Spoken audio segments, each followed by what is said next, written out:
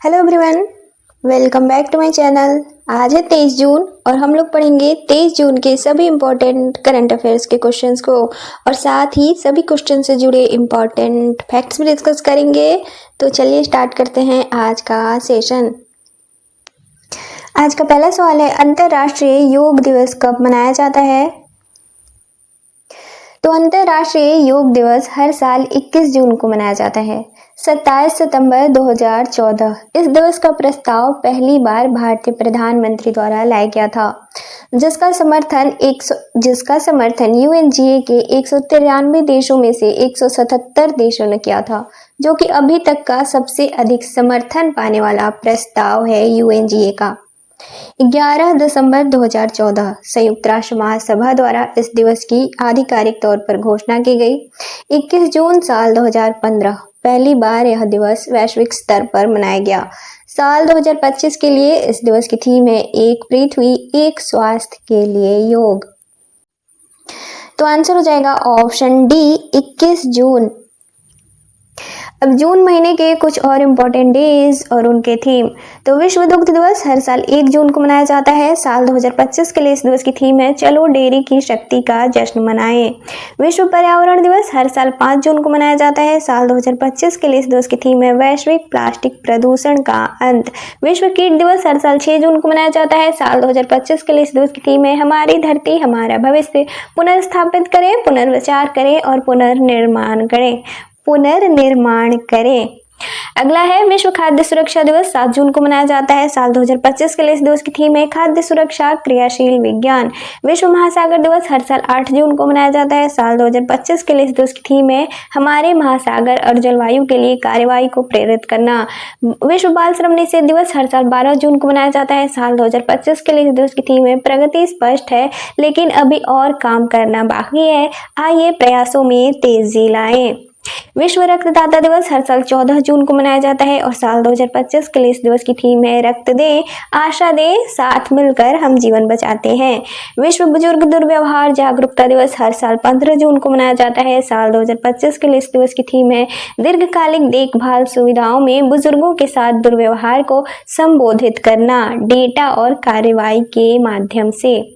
विश्व मरुस्थलीकरण और सूखा रोकथाम दिवस हर साल 17 जून को मनाया जाता है। साल 2025 के लिए इस दिवस की थीम है भूमि को पुनर्स्थापित करें अवसरों को खोलें। विश्व सिकल सेल दिवस हर साल 19 जून को मनाया जाता है। साल 2025 के लिए इस दिवस की थीम है वैश्विक कार्रवाई स्थानीय प्रभाव प्रभावी स्व वकालत के लिए समुदायों को सशक्त बनाना। विश्व शरणार्थी दिवस हर साल 20 जून को मनाया जाता है और साल 2025 के लिए इस दिवस की थीम है शरणार्थियों के साथ एकजुटता। अगला सवाल है, हाल ही में किस राज्य सरकार द्वारा 2025 से 2035 को जल विद्युत दशक घोषित किया गया है?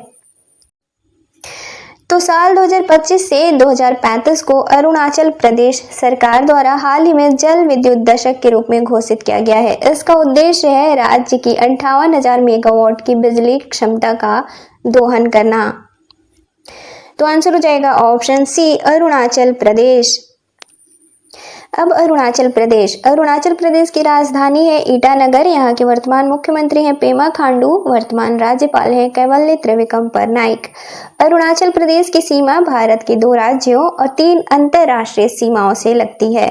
ये 2 राज्य हैं नागालैंड और असम, जबकि अंतर्राष्ट्रीय सीमा म्यांमार, चाइना और भूटान से लगती है। अगला सवाल है, हाल ही में जारी शिक्षा की 2023 से 2024 के लिए प्रदर्शन ग्रेडिंग इंडेक्स 2.0 में सबसे अच्छा प्रदर्शन करने वाला केंद्र शासित प्रदेश कौन बना है?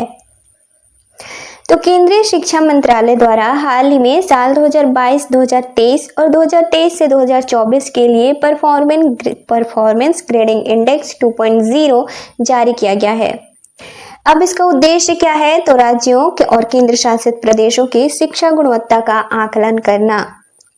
इस इंडेक्स में 73 संकेतकों और 6 क्षेत्रों के तहत आकलन किया जाता है और स्कूलों को 10 ग्रेडों के तहत वर्गीकृत किया जाता है, जिनके कुल स्कोर होते हैं 1000। अब ये 6 क्षेत्र कौन से हैं? तो पहला है पहुंच, दूसरा बुनियादी ढांचा एवं सुविधाएं, तीसरा है समानता, चौथा शासन प्रक्रिया, पांचवा अधिगम परिणाम, छठा शिक्षण शिक्षक शिक्षण एवं प्रशिक्षण और जिन 10 ग्रेडों में वर्गीकृत किया जाता है, ये 10 ग्रेड हैं। पहला है दक्ष, दूसरा उत्कर्ष, तीसरा अति उत्तम, चौथा उत्तम, पांचवा प्रचेष्टा, छठा प्रचेष्टा 2, सातवां प्रचेष्टा 3, आठवां आकांक्षी, नौवां आकांक्षी 2 और 10वां आकांक्षी 3। कोई भी राज्य या फिर केंद्र शासित प्रदेश पहले 4 ग्रेडों में स्थान नहीं बना पाया है, जबकि 5वें ग्रेड यानी कि प्रचेष्टा में स्थान बनाया है केंद्र शासित प्रदेश चंडीगढ़ ने, जो कि किसी भी ग्रेड के अंतर्गत आने वाला पहला राज्य या केंद्र शासित प्रदेश है। अंतिम स्थान पर है मेघालय, जो कि सबसे लास्ट ग्रेड यानी कि आकांक्षी 3 के तहत शामिल किया गया है। अब परफॉर्मेंस ग्रेडिंग इंडेक्स। तो केंद्र सरकार द्वारा स्कूलों में शिक्षा की गुणवत्ता का आकलन करने के उद्देश्य से इसकी शुरुआत की गई थी। साल 2019 में पहली बार साल 2017-18 के लिए यह इंडेक्स जारी की गई थी। उस वक्त इसके मूल्यांकन के 70 मानक थे, वर्तमान में 73 हैं। तो आंसर हो जाएगा ऑप्शन बी, चंडीगढ़। अगला सवाल है, हाल ही में जारी ग्लोबल लिवेबिलिटी इंडेक्स 2025 में रहने योग्य सबसे अच्छा शहर कौन सा बना है?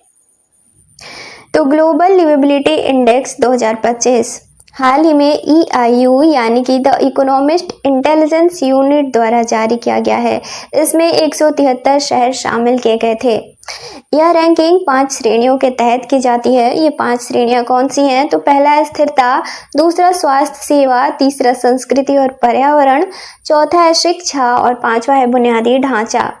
इस इंडेक्स में टॉप 5 देश कौन से हैं? तो पहला है डेनमार्क का कोपेनहेगन शहर, दूसरे पर है ऑस्ट्रिया का वियना और स्विट्जरलैंड का ज्यूरिख शहर, तीसरे पर है ऑस्ट्रेलिया का मेलबर्न शहर और चौथे पर है स्विट्जरलैंड का जिनेवा और पांचवे पर है ऑस्ट्रेलिया का सिडनी।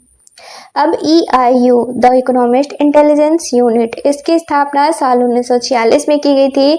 इसका हेडक्वार्टर लंदन में है। तो आंसर हो जाएगा ऑप्शन डी, कोपेनहेगन। अगला सवाल है, हाल ही में डायमंड लीग 2025 का खिताब किसने जीता है? तो डायमंड लीग 2025 यह जैवलिन थ्रो से संबंधित है। इसका आयोजन फ्रांस के पेरिस में किया गया था, जिसमें विजेता रहे हैं भारत के नीरज चोपड़ा, जिन्होंने 88.16 मीटर का थ्रो किया था। दूसरे स्थान पर रहे हैं जर्मनी के जूलियन वेबर, तीसरे पर लुइस मॉरिसियो दा सिल्वा ब्राजील के हैं। नीरज चोपड़ा 5 बार डायमंड लीग का खिताब जीत चुके हैं। पहली बार साल 2022 में लुसाने, दूसरी बार ज्यूरिख का फाइनल्स साल 2022 में, तीसरी बार साल 2023 में दोहा में और चौथी बार लुसाने स्विट्जरलैंड में और पांचवी बार पेरिस में। तो आंसर हो जाएगा ऑप्शन ए, नीरज चोपड़ा। अगला सवाल है, किस देश को बिहार में निर्मित लोकोमोटिव का निर्यात किया जाएगा? तो बिहार के सारण जिले के मढ़ौरा संयंत्र में निर्मित लोकोमोटिव को अफ्रीकी देश गिनी के निर्यात को हाल ही में मंजूरी दी गई है। भारत और गिनी के बीच 3000 करोड़ रुपए का समझौता हुआ है। इसके तहत 150 लोकोमोटिव का निर्यात अगले 3 वर्षों में किया जाएगा, जो कि 45,000 हॉर्स पावर के हैं। साल 2025-26 में 37, साल 2026-27 में 82 और साल 2027-28 में 31 लोकोमोटिव का निर्यात किया जाएगा। पहली बार बिहार में बने लोकोमोटिव्स का निर्यात विदेशों में किया जा रहा है। तो आंसर हो जाएगा ऑप्शन ए, गिनी। अब बिहार, तो बिहार की राजधानी है पटना। यहाँ के वर्तमान मुख्यमंत्री हैं नीतीश कुमार। हर साल 22 मार्च को बिहार दिवस के रूप में मनाया जाता है। साल 2025 के लिए बिहार दिवस की थीम थी उन्नत बिहार विकसित बिहार। बिहार में 38 जिले हैं। सबसे नवीनतम जिला है अरवल। बिहार में विधान परिषद की 75 सीटें और विधानसभा की 243। हाल ही में बिहार के गया जिले का नाम बदलकर गया जी कर दिया गया है और खेलो इंडिया यूथ गेम्स 2025 का आयोजन हाल ही में बिहार और नई दिल्ली में किया गया था। अब गिनी, तो गिनी की राजधानी है कोनाक्रे। यहाँ की मुद्रा है फ्रैंक और यहाँ के वर्तमान राष्ट्रपति हैं कर्नल मामाडी डोम्बोया। अब कुछ और सवालों को वन लाइनर के तौर पर देखेंगे। तो पहला है, हाल ही में सेबी बोर्ड में किसे नियुक्त किया गया है? तो अनुराधा ठाकुर को। अगला है, हाल ही में खबरों में रहा काली टाइगर रिजर्व किस राज्य में स्थित है? तो कर्नाटक में। अगला है, हाल ही में कहाँ फूलों की नई प्रजाति पोर्टलैका भारत की खोज हुई है? तो जयपुर में। हालांकि भारत में कुछ और चीज़ों की प्रजातियां भी पाई जाती हैं, बस वैज्ञानिकों को उधर ध्यान देने की ज़रूरत है। अगला है, किस देश को बिहार में निर्मित पहले लोकोमोटिव का निर्यात किया जाएगा? तो गिनी को। अगला है, अंतर्राष्ट्रीय टेनिस महासंघ के अनुसार कौन सा देश पहली बार जीन किंग कप 2025 के प्लेऑफ की मेजबानी करेगा? तो भारत। अगला है, किस देश के वैज्ञानिकों ने कैंसर के उपचार के लिए नैनो कप संरचना वाली थेरेपी तकनीक को विकसित किया गया है? तो भारत द्वारा। अगला है, असद आलम सियाम को किस देश का विदेश सचिव नियुक्त किया गया है? तो बांग्लादेश का। अगला है, हाल ही में सुरक्षा, यात्रा सुविधा और एयरलाइन प्रदर्शन पर नागर विमानन मंत्रालय की समीक्षा बैठक की अध्यक्षता किसके द्वारा की गई है? तो राम मोहन नायडू के द्वारा। अगला है, हाल ही में निप्पन कोय इंडिया के पहले भारतीय एमडी कौन बने हैं? तो संपत कुमार। अगला और लास्ट क्वेश्चन है, केंद्र सरकार ने किस क्षेत्र में बिरसा मुंडा पुरस्कार की स्थापना करने की घोषणा की है? तो चिकित्सा के क्षेत्र में। अब कल के क्वेश्चंस का रिवीजन करेंगे। कल का पहला सवाल था, विश्व शरणार्थी दिवस कब मनाया जाता है? तो इसका राइट आंसर था ऑप्शन डी 20 जून। अगला था, हिंदी भाषा के लिए साहित्य अकादमी युवा पुरस्कार 2025 से किसे सम्मानित किया गया है? तो इसका राइट आंसर था ऑप्शन ए पार्वती तिर्की। अगला सवाल था, हाल ही में जारी क्यूएस वर्ल्ड यूनिवर्सिटी रैंकिंग 2026 के अनुसार उच्च शिक्षा के मामले में भारत कौन से स्थान पर रहा है? तो आंसर था इसका ऑप्शन सी चौथे स्थान पर। अगला सवाल था, वन जलवायु परिवर्तन सम्मेलन 2025 का आयोजन कहाँ किया गया है? तो इसका राइट आंसर था ऑप्शन बी जर्मनी। अगला सवाल था, हाल ही में जय हिंद नामक योजना किसके द्वारा शुरू की गई है? तो इसका राइट आंसर था ऑप्शन बी दिल्ली विश्वविद्यालय। अगला सवाल था, हाल ही में लॉन्च डिफरेंट स्ट्रोक्स नामक पुस्तक किसके द्वारा लिखी गई है? तो इसका राइट आंसर था ऑप्शन बी ए.के. भट्टाचार्य। अगला सवाल था, हाल ही में जारी वैश्विक ऊर्जा संक्रमण सूचकांक 2025 में भारत कौन से स्थान पर रहा है? तो इसका राइट आंसर था ऑप्शन सी 71वें। अगला था, हाल ही में किस राज्य या केंद्र शासित प्रदेश द्वारा हिंदी को सामान्य तौर पर तीसरी भाषा के रूप में लागू करने की घोषणा की गई है? तो इसका राइट आंसर था ऑप्शन डी महाराष्ट्र। और कल के वन लाइनर सवाल थे। पहला था, हाल ही में कौन मैसाचुसेट्स इंस्टीट्यूट ऑफ टेक्नोलॉजी यानी कि MIT के पहले भारतीय मूल के प्रोस्ट कौन नियुक्त किए गए हैं? तो अनंथा चंद्रकासन। अगला था, प्रधानमंत्री नरेंद्र मोदी किस देश की यात्रा करने वाले पहले भारतीय प्रधानमंत्री बने हैं? तो क्रोएशिया के। अगला था, किस देश द्वारा प्राकृतिक आपदाओं की निगरानी के लिए झांग हेंग 102 नामक उपग्रह लॉन्च किया गया है? तो चाइना द्वारा। अगला था, कैलाश मानसरोवर यात्रा पर जाने वाले प्रत्येक श्रद्धालुओं को किस राज्य सरकार द्वारा 1 लाख रुपए देने की घोषणा की गई है? तो उत्तर प्रदेश सरकार द्वारा।